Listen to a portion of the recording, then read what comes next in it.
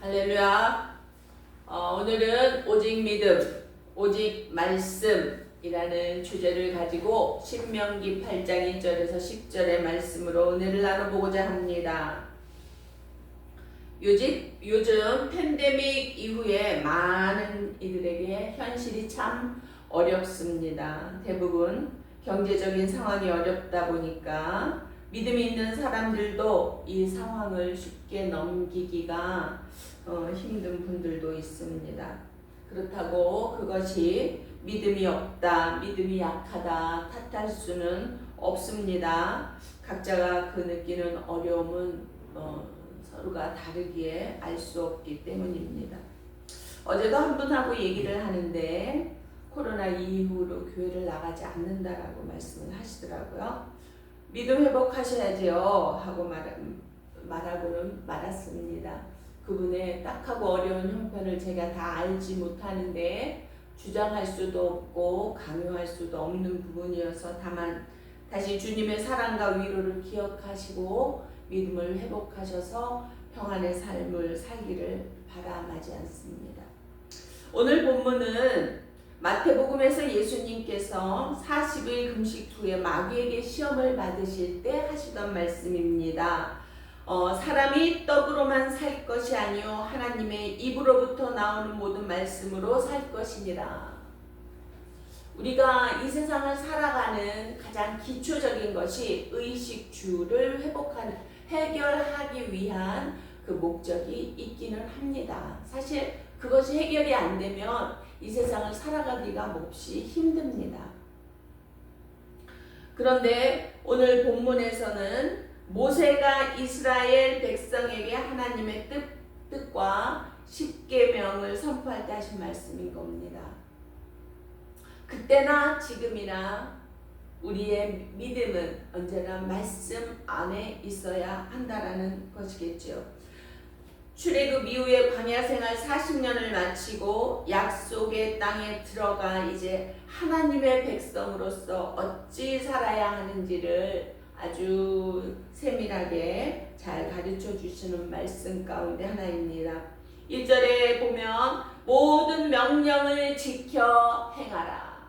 모든 명령을 지켜 행하라. 그리하면 내 조상들에게 맹세한 땅을 아브라함에게 약속하신 땅이었죠. 너희가 차지하게 될 것이다.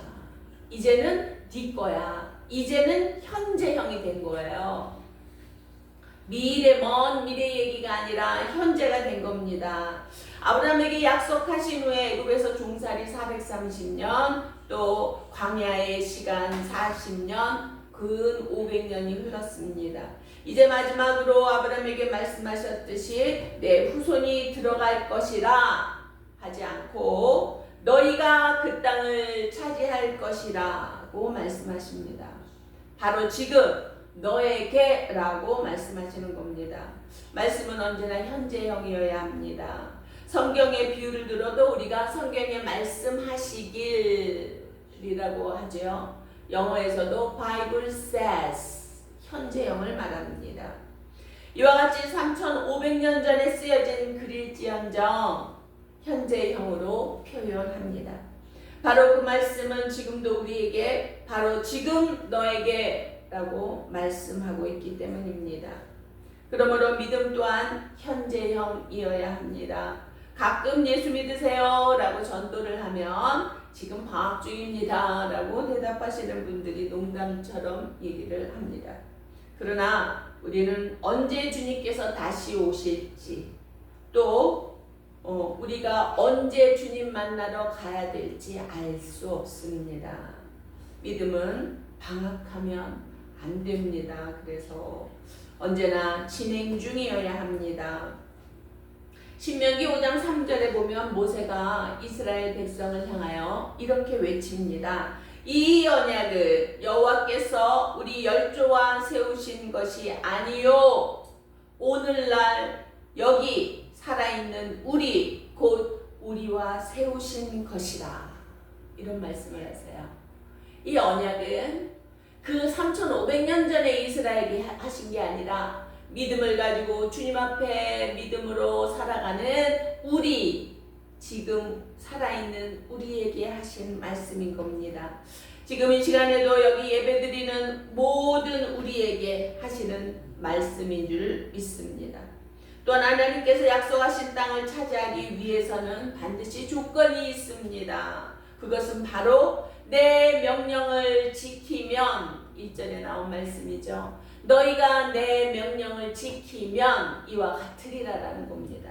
우리가 이 세상에서 한 나라의 국민으로 살아갈 때도 그 나라로부터 보호를 받고 권리를 누리기 전에 먼저 책임과 의무를 다해야 합니다. 세금도 내야 되죠. 또 우리 살아가는 규범과 질서를 지켜야 되지요. 또 의무, 국방의 의무를 다해야 되지요. 해야 할 일들이 있습니다. 책임과 의무를 다하지 않을 때는 오히려 불이익을 당하고 권리를 주장할 수 없게 되는 상황입니다. 하물며 영원한 나라의 백성으로 살아가는 우리로서는 하나님의 법과 명령을 절대 따라야 한다는 겁니다. 그런데 그에 따른 결과 그리고 열매는 인간의 스케일로서는 할 수 없는, 하나님께서 하시고자 하는 그 결론은 누구도 상상할 수 없는 것입니다. 그것이 오늘의 본문에서 보면 바로 나라 없는 이스라엘에게 땅과 나라를 주신 것입니다. 그러나 그것을 주시기 전에 그의 합당한 믿음을 가지고 있나 반드시 흔들어 보시는 하나님이시라는 겁니다. 2, 3절 보겠습니다. 내 하나님 여호와께서 이 40년 동안에 내게 광야길을 걷게 하신 것을 기억하라. 그 광야길 왜 걷게 하셨어요? 믿음이 없는 그 전 세대들이 하나님 앞에 쫄보의 답을 했기 때문에 하나님께서 그 믿음을 흔들으셨어요.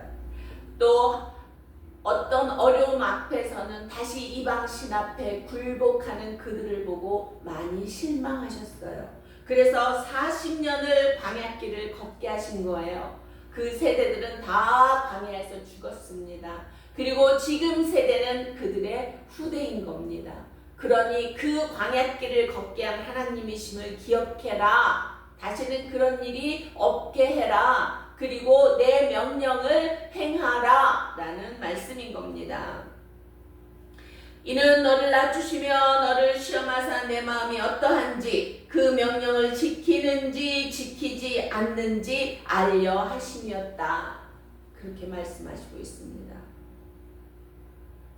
하나님께서 나에게 고난의 길을 걷게 하시는 것은 하나님 앞에서 내 마음이 어떤지, 하나님의 말씀을 지키는지 지키지 않는지 보려 하심입니다.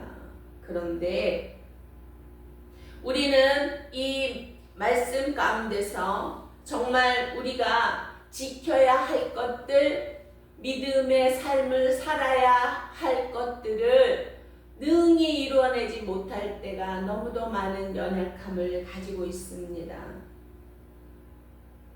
그런데 그런 연약함에도 불구하고 그 모두를 광야의 40년을 살게 하시는 동안에 하나님께서는 신령한 만나를 먹게 하셨습니다. 그 만나를 먹게 하신 것은 사람이 떡으로만 사는 것이 아니라 하나님의 말씀으로 사는 줄을 알게 하시기 원하셨기 때문이라고 말씀하십니다. 그 만나는 누가 농사를 지어서도 아니고 누가 수확을 하고 누가 노력을 해서 얻어진 것이 아니기 때문입니다. 오직 하나님의 말씀으로 그것이 이루어졌고 우리가 먹을 수 있었기 때문입니다. 예수님도 사단에게 시험을 당하셨습니다. 40일 금식 후에 너무도 줄인 상황에서 돌덩이 하나를 가지고 떡덩이가 되어서 만들어서 먹어라 라고 이렇게 유혹을 합니다. 그때 예수님께서도 이 말씀을 하십니다. 사람은 떡으로만 사는 것이 아니라 하나님의 입에서 하나님의 말씀으로 말미암아 사는 것이다. 우리는 단 3일만 금식을 해도 하루만 지나면 음식 생각을 합니다. 금식 끝나면 이것도 먹고 저것도 먹고 막 상상을 많이 합니다.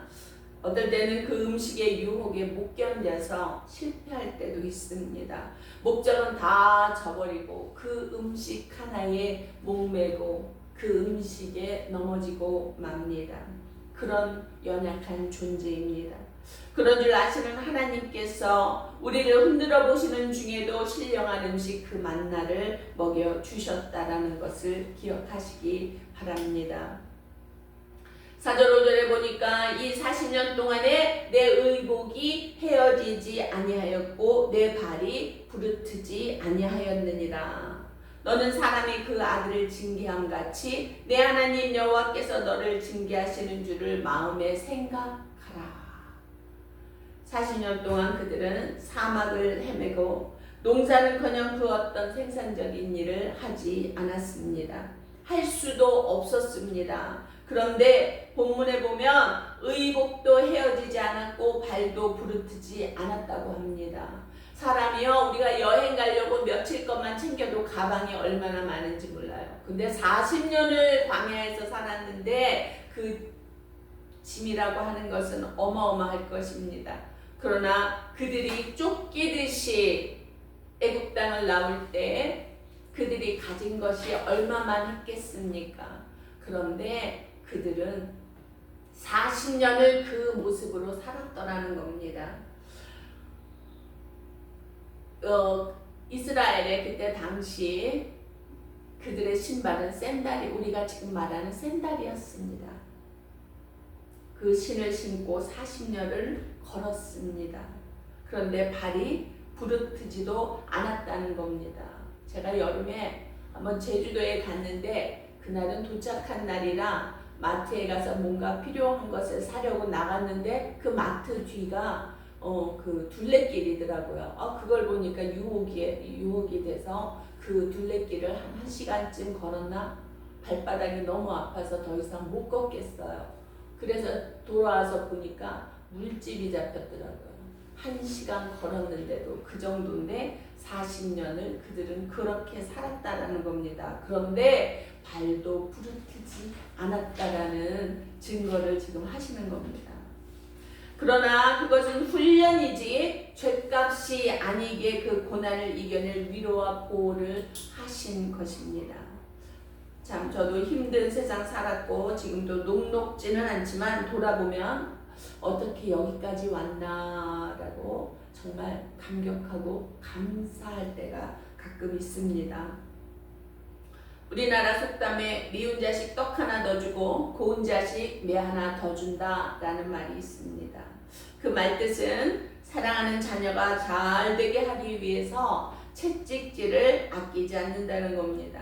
가끔 예수 믿는다고 왜 그러고 살아? 라는 비판적인 그런 비웃음을 살 때가 있습니다. 그럴 때면 나의 믿음이 성숙지 못해서 아직도 이 자리에 있는 제가 오히려 하나님 앞에 죄스럽고 부끄러워서 참 마음이 많이 아프고 쓰릴 때가 있습니다. 그럼에도 불구하고 아직도 내 안에 소망이 사라지지 않는 것은 나를 기다리시는 하나님의 사랑을 확신하기 때문입니다. 그 사랑을 이루도록 달려나가기를 원합니다. 6절 이하 보겠습니다. 내 하나님 여호와의 명령을 지켜 그의 길을 따라가며 그를 경외할지니라. 내 하나님 여호와께서 너를 아름다운 땅에 이르게 하시나니 그곳은 골짜기든 산지든 시내와 분천과 샘이 흐르고 시내도 있고 옹달샘도 있고 그냥 용수라 그러죠. 막 솟아오르는 물들이 흐르고 밀과 보리의 소산지요 포도와 무화과 석류와 감람나무와 꿀의 소산지라. 아주 먹을 것이 천지빛깔입니다. 그렇게 넘치고 풍부한 땅일 것이라는 겁니다. 내가 먹을 것에 모자람이 없고 내게 아무 부족함이 없는 땅이며 그 땅에 돌은 철이요 산에 가서는 동을 채취할 것이다. 내가 먹어서 배부르고 내 하나님 여호와께서 옥토를 내게 주셨으므로 말미암아 그를 찬송하리로다. 지금 너무 뭐 하나를 지켰더니요, 하나님 말씀 하나 지켰더니요, 하나님이 명령하신 그것을 지켰더니 이와 같이 주실 것이라는 겁니다. 하나님의 말씀을 따라 살면 적과 꿀이 흐르는 땅으로 인도하실 뿐만 아니라 그 땅은 돌이 철이고, 그리고 산에 가면 동을 막 그냥 캔대요. 호미로 파면 그냥 동이 굴러나와요. 지금 모세가 이 글을 쓸 때가 청동기 시대입니다. 곧 철의 시대가 도래할 겁니다. 지금 그때 시기쯤이에요. 그들이 철의 그 청동기 시절에 사람들의 빈부의 차가 시작되기 시작했답니다. 지혜로운 사람은 그 청동기를 이용을 해서, 청동을 이용을 해서 기구를 만들어서 농사를 더 효율적으로 지어서 부를 축적해 나갔다는 거죠. 부지런하고 지혜로운 자는 그 하나님이 주신 만물들을 이용해서 부를 축적하며 계급 사회가 되어지는 그 시점이었다고 합니다. 그와 같은데 그것을 하나님께서 너희가 내 명령을 지키면 이와 같이 주리라라는 말씀으로 약속하신 거예요. 할렐루야. 우리가 이 땅에서도 지금 이 시점에서도 하나님의 말씀을 따라 살면, 오직 믿음, 오직 말씀으로 살아갈 때 하나님께서 주실 줄 믿습니다. 요즘 금속값, 금값이죠. 구리값 아주 금값입니다. 그러니 그 부는 정말 가히 짐작할 수도 없는 것입니다. 그러나 그것이 다가 아니라 우리가 살아가며 하나님을 믿는 믿음 안에 있는 것, 이것이 허상이 아니라는 겁니다. 그 약속을 말씀하시는 거예요. 영원한 천국은 약속이고 이 땅에서도 마음껏 누리고 베푸는 삶을 살게 하신 겁니다. 그런데 우리 모두가 그렇게 마음껏 누리고 베풀고 살고 있습니까? 아니요가 맞는 답일 겁니다. 물론 그렇게 사는 사람들 있습니다. 그 믿음을 우리가 본받아야 할 것입니다. 그럼 왜 아닐까요? 바로 믿음입니다. 오직 믿음, 오직 은혜, 오직 성경, 말씀인 겁니다. 이것은 1517년에 약 500년 전에 마틴 루터가 종교 개혁을 일으키면서 이 정신으로 그 뜻을 이룬 것입니다. 오직 믿음, 오직 은혜, 오직 성경. 그때 당시 성경은 제사장들이 마음대로 지 입맛대로 법을 만들고 고쳐서 자기네 주머니에 착복하던 시절이었어요. 그것을 이래선 안 되겠다 하고 개혁을 한 것이 성경을 전부 집필을 해서 모든 평신도도 다 성경을 읽을 수 있게 발굴을 한 거예요. 편찬한 거예요. 그래서 그때 마틴 루터가 죽을 위기에 있었는데 하나님의 크신 은혜로 살아난 그 얘기는 다음에 하겠습니다. 그런 일들이 있어서 그 500년 전에 종교 개혁이 일어나고 기독교가 살아나서 리폼 철치가 생긴 겁니다. 그리고 우리가 그 믿음으로 계승해서 내려오고 있는데 아직 오직 믿음, 오직 은혜, 오직 성경, 오직 예수가 잘 안 되고 있다라는 겁니다. 이제 마틴 루터가 종교개혁을 하고 500년의 시간이 흘렀는데 이제 우리는 이 땅에 하나님 나라를 이루어내야 하겠습니다. 하나님의 자녀됨을 자랑스럽게 살아야 되지 않겠습니까? 우리의 삶을 통하여 세상의 천국을 볼 수 있도록 살아야 되지 않겠습니까? 저는 제가 너무 종종 얘기하는 것 같은데 션이라는 그런 연예인이죠. 그 사람의 그 삶의 행적을 보면서 부끄럽고 참 부럽기도 하고 그런 그 큰 그릇됨을 보면서 그의 마음가짐을 보면서 많이 배웁니다. 그의 헌신과 그리고 베풀고 나누는 그 사랑의 마음은 참 본받을 만한 그런 삶이더라고요. 그래서 그의 그 나눔의 삶을 보면 그렇다고 그가 다 나누었으니 궁핍하다 결코 그렇지 않습니다.